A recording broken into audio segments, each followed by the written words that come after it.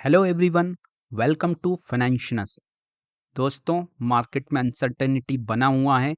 अगर आप एक साल से देखेंगे तो मार्केट वही है जहां एक साल पहले था। मींस ये एक साल से पूरा कंसोलिडेशन का फेस चल रहा है। मार्केट में जो शॉर्ट टर्म के लिए आए थे वो लोग लॉस बुक कर चुके हैं, उनमें पैनिक है। जो शॉर्ट टर्म गेन के लिए आए थे उन्हें कोई प्रॉफिट नहीं हुआ है। लेकिन as a long term investor, मेरे इस इन्वेस्टर के लिए ये एक अपॉर्चुनिटी है, क्योंकि मुझे स्टॉक्स उस ही रेट पर मिल रहे हैं जो 1 ईयर पहले थे या उससे भी कम रेट पर। As a long term investor हमें सिर्फ वही स्टॉक्स, हमें वही सेगमेंट चूज करना है जो पोटेंशियल रखता है। मींस हमारा सेगमेंट ऐसा होना चाहिए जिसमें पोटेंशियल है, और उस सेगमेंट से, उस सेक्टर से हमारे पास वो स्टॉक होना चाहिए जो फंडामेंटली स्ट्रांग है और जिसके ग्रोथ होने की फुल अपॉर्चुनिटी और फुल चांसेस हैं उस सेक्टर से। चलिए बात करते हैं हमारे सेक्टर्स की। पहला सेक्टर में बात करता हूं पावर। इंडिया एक पावर हंग्री कंट्री है। यहाँ का पॉपुलेशन, यहाँ की कंपनीज, सबको पावर का बहुत ज्यादा रिक्वायरमेंट है। शुरू से ही ये एक पावर हंग्री कंट्री रहा है, तो पावर का स्कोप हमेशा यहाँ पर रहा है। लेकिन पूरा विश्व और भारत भी पर्यावरण के कंसर्न के चलते रिन्यूएबल एनर्जी की तरफ मूव कर रहा है, या बोल सकते हैं ग्रीन एनर्जी की तरफ मूव कर रहा है। तो एक फ्यूचरिस्टिक सेगमेंट आप बोलेंगे रिन्यूएबल एनर्जी या ग्रीन एनर्जी है, और इसका फ्यूचर बहुत ब्राइट है। पूरा वर्ल्ड ही इस तरफ मूव कर रहा है। थर्ड सेगमेंट हम बोल सकते हैं solar. Solar panel futuristic business है और करंट में भी बहुत अच्छा कर रहा है। इंडियन गवर्नमेंट का इसको बहुत सपोर्ट है। इवन ग्रीन एनर्जी को भी इंडियन गवर्नमेंट का फुल सपोर्ट है। फोर्थ सेगमेंट आता है ईवी।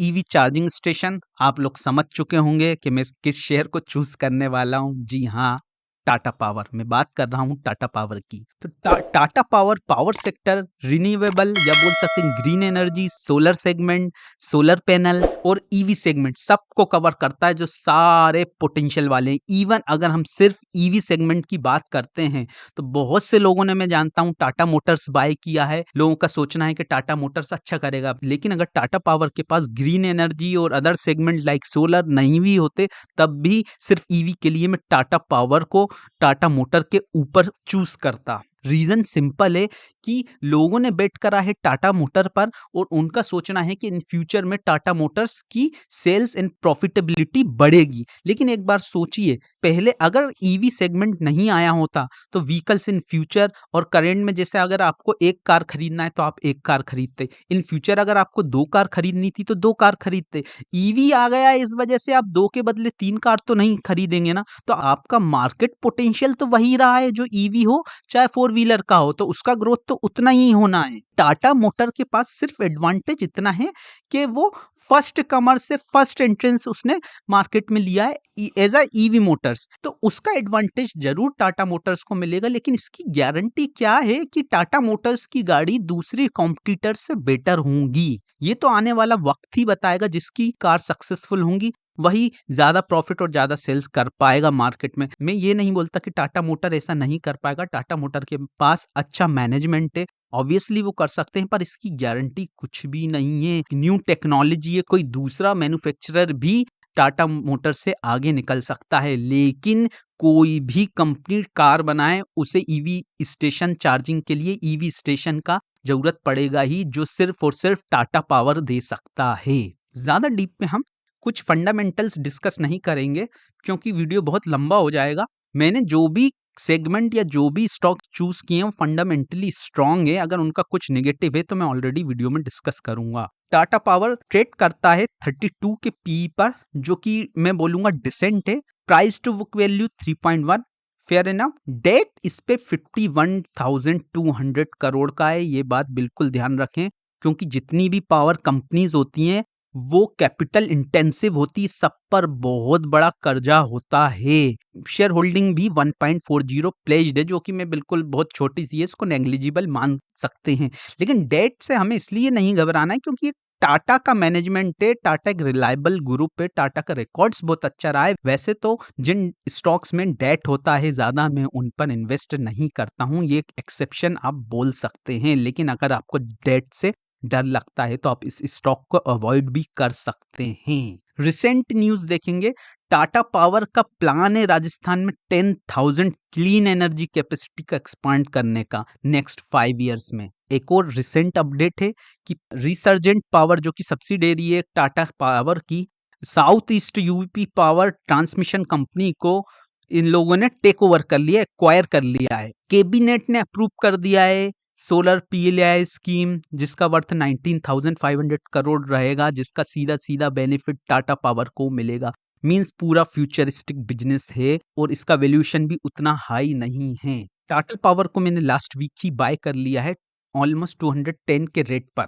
200 टू 210 ये जो दिख रहा है ये इसका सपोर्ट जोन है, ये इसका एक अच्छा एक्यूमुलेशन जोन है। 1 ईयर से आप देखेंगे स्टॉक ने कुछ ग्रोथ नहीं दिया है, वहीं के वहीं खड़ा है, तो इसका पीई कुछ एडजस्ट हो गया है और वैल्यूएशन अच्छा हो गया है। मैं बोलूँगा कि इसको एक्यूमुलेट करिए, छोटी-छोटी क्वांटिटी में ऐड करिए। अगर ये और नीचे आता है तो इसको छोटी-छोटी क्वांटिटी में और ऐड किया जा सकता है। सबसे अच्छी बात कि ये ओनली 220 रुपीज़ का ही स्टॉक है, कभी भी एसआईपी आप कर सकते हैं। चलिए नेक्स्ट सेगमेंट की तरफ मूव करते हैं। नेक्स्ट सेगमेंट मैं ये बोलना चाहूँगा कि अगर आपको इंडियन इकोनॉमी की ग्रोथ पर भरोसा है, आप इंडियन इकोनॉमी को एक बूमिंग इकोनॉमी देखते हैं, तो इकोनॉमी की बैकबोन होती है उसका बैंकिंग सिस्टम। तो आपको बैंकिंग सिस्टम पर भी बिलीव करना पड़ेगा कि ये भी बूम होगा।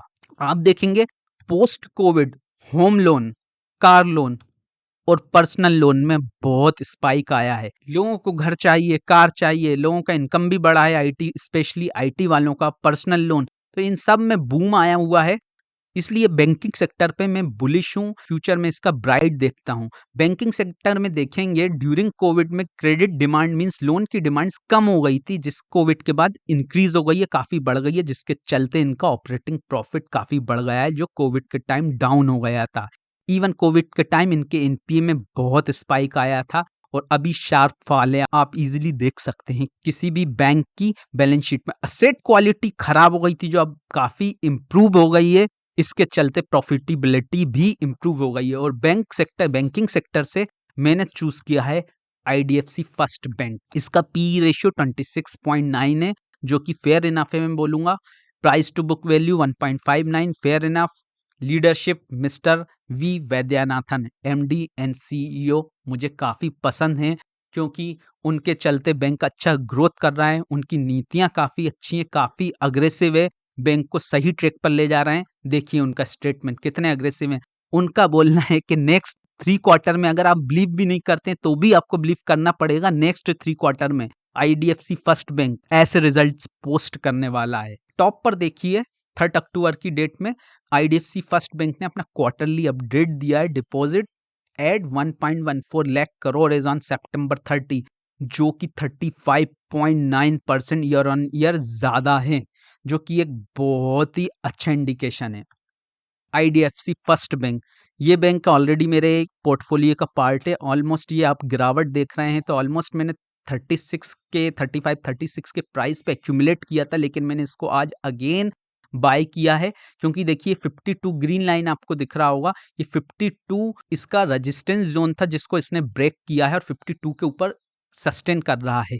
52 एक अच्छा प्राइस है शेयर के लिए, और अगर इसके नीचे आता है तो इसका सपोर्ट नेक्स्ट आप 45 जो ग्रीन लाइन आपको दिख रहा है 45 है। अगर आपको ये महंगा लगता है तो आप वेट कर सकते हैं, अगर ये आता है, मुझे नहीं पता ये आएगा या नहीं आएगा, लेकिन 45 प्राइस इसका बहुत ही अच्छा प्राइस होगा और इसको करंट लेवल पे भी बाय किया जा सकता है। और जब भी गिरावट आती है इस तरह के शेयर्स को एक्यूमुलेट करते रहें। नेक्स्ट आईसीआईसीआई या एचडीएफसी बैंक बन सकता है और इसकी ग्रोथ की पॉसिबिलिटी बहुत ज़्यादा है। नेक्स्ट स्टॉक है रिलैक्सो।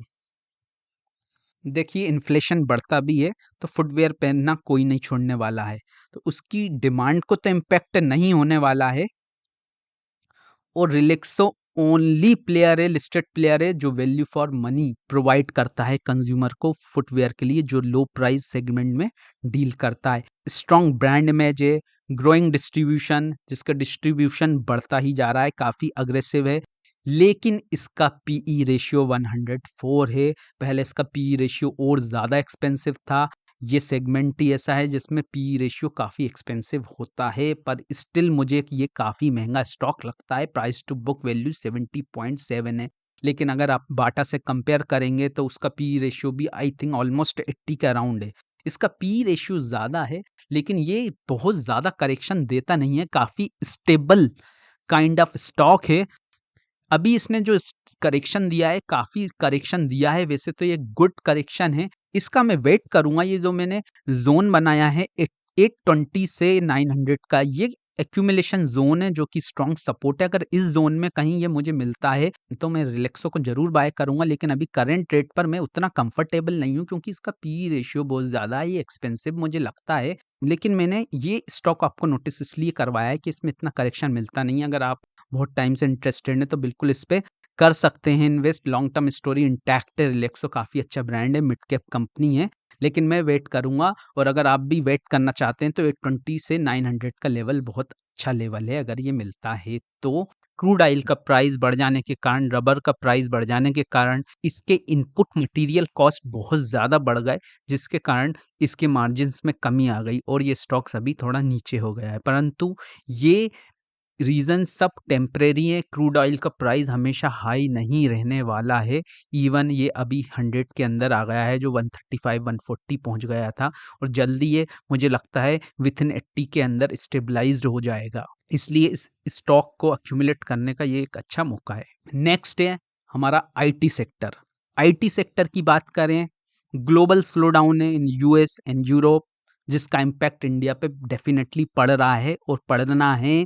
नेक्स्ट 2 क्वार्टर्स थोड़े डाउन हो सकते हैं, लेकिन इसको काफ़ी हद तक प्राइस में फैक्टर इन कर चुका है मार्केट। थोड़ा और करेक्शन हो सकता है, लेकिन हम बॉटम कैच करने के लिए नहीं बैठे रहेंगे, क्योंकि बॉटम मार्केट का कोई नहीं जानता है और हमें थोड़ा-थोड़ा एक्यूमुलेट करते रहना चाहिए। जो भी स्टॉक्स मैं बता रहा हूँ, इसमें थोड़ा एक्यूमुलेशन करिए, बल्क बड़ी क्वांटिटी में इन्वेस्ट ना करिए। उसका रीज़न ये है कि मार्केट अभी कंसोलिडेटेड फेस पर है, कुछ करेक्शन भी आ सकता है, तो स्टॉक बेटर प्राइस पर भी मिल सकते हैं। लेकिन ये बात ना भूलें, मार्केट 1 ईयर से कहीं मूव नहीं किया है, कंसोलिडेट हो रहा है, तो हमें 1 ईयर पुराने रेट पर या उससे नीचे ही स्टॉक मिल रहे हैं। तो ये वैल्यू फॉर मनी है, अपॉर्चुनिटी, इसकी कोई गारंटी नहीं है कि यहाँ पर कोई बड़ा करेक्शन आएगा। इसलिए हमें अच्छे स्टॉक्स को जरूर एक्यूमुलेट करते रहना चाहिए। पॉजिटिव बात करें आईटी की, तो इंडिया ग्लोबल लीडर है in terms of market cap. सबसे ज्यादा स्किल्ड मैन पावर है सॉफ्टवेयर के लिए एट लोअर कॉस्ट। सबसे बड़ी बात है कि यहाँ पे लेबर कॉस्ट, हमारी मैन पावर की कॉस्ट जो है वो भी लो है और वो स्किल्ड भी है, क्योंकि हमारा पॉपुलेशन बहुत बड़ा है और हमारे लास्ट 10 ईयर्स में आईटी प्रोफेशनल्स बहुत निकले हैं कंट्री से, और हमारी कंट्री लास्ट 15 ईयर्स में आईटी प्रोफेशनल को काफ़ी तैयार किया है और आईटी पर काफ़ी फोकस किया है कंट्री ने। आईटी बोल सकते हैं हमारे कंट्री का स्ट्रेंथ है अभी। और सबसे अच्छी बात यह है कि ये कैपिटल इंटेंसिव सेक्टर या इंडस्ट्री नहीं है। नेग्लिजिबल डेट होता है कंपनी पर, डेट ही नहीं होता है, बहुत ही कम डेट होता है। हाईली प्रॉफिटेबल बिजनेस है।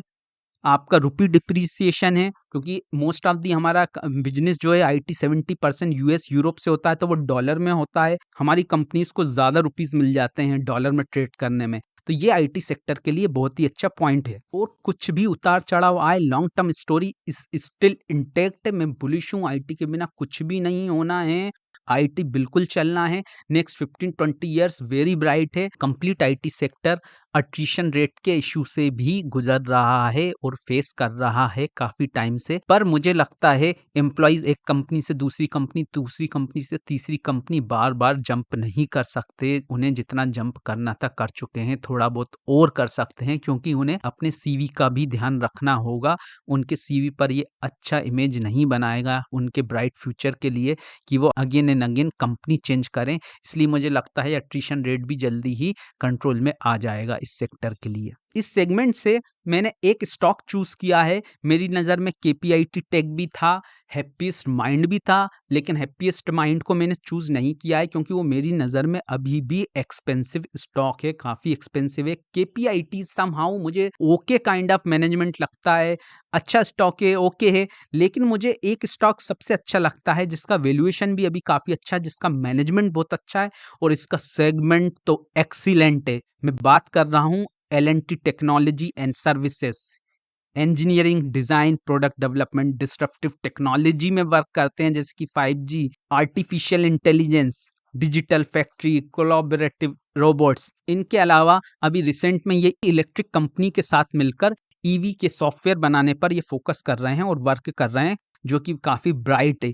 इस कंपनी का स्टॉक P37.5 है, प्राइस टू बुक वैल्यू 9.13 है, जो कि फेयर इनफ है आईटी के लिए। इसका पिछले वीडियो में हम काफ़ी डिस्कस कर चुके हैं, इसके फंडामेंटल्स तो मैं ज़्यादा डीप में नहीं जाऊँगा, वीडियो लॉन्ग हो जाएगा। L&T टेक्नोलॉजी समवेयर 3000 इसका स्ट्रॉन्ग एक अच्छा सपोर्ट मैं बोलूँगा, अगर ये इस प्राइस के आसपास मिलता है तो बहुत अच्छा बाय है। हालाँकि मैं इसको ऑलरेडी 3200 के अराउंड बाय कर चुका हूँ और अभी और इसको ऐड किया हूँ मैं आज ही कुछ क्वांटिटी में। एक फ्यूचरिस्टिक ब्राइट स्टॉक है। आशा करता हूँ आज का वीडियो आपको इन्फॉर्मेटिक्स लगा हुआ। जल्दी मिलते हैं नेक्स्ट वीडियो में। Thank you.